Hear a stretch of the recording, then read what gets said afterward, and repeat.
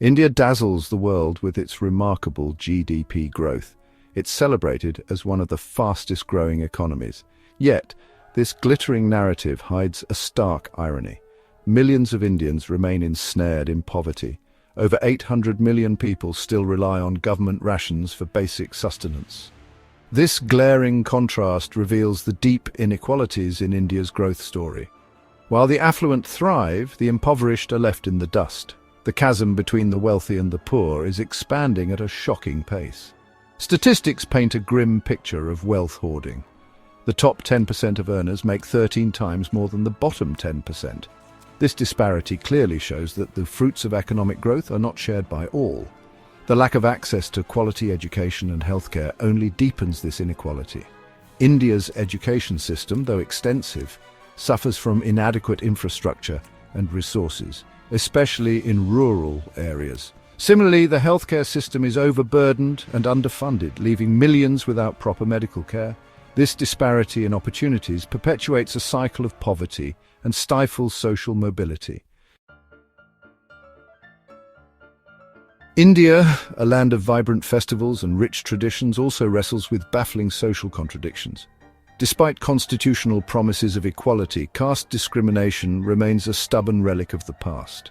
Gender inequality is another irony, where women are celebrated in goddesses but face daily discrimination and violence.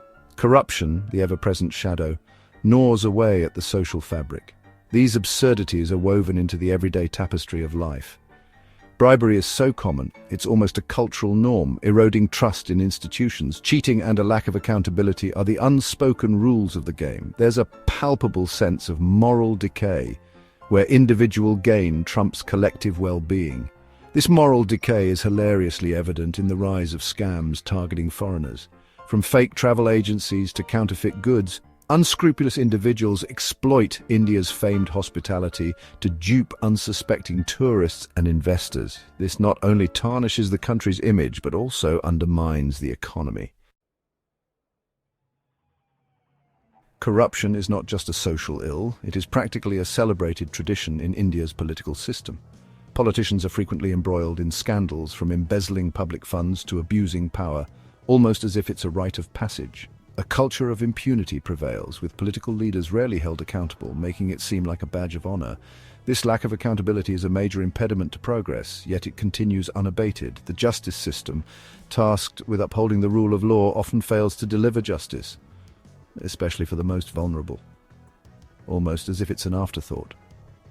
Crimes against women, including rape and domestic violence, are rampant, yet the system seems to turn a blind eye.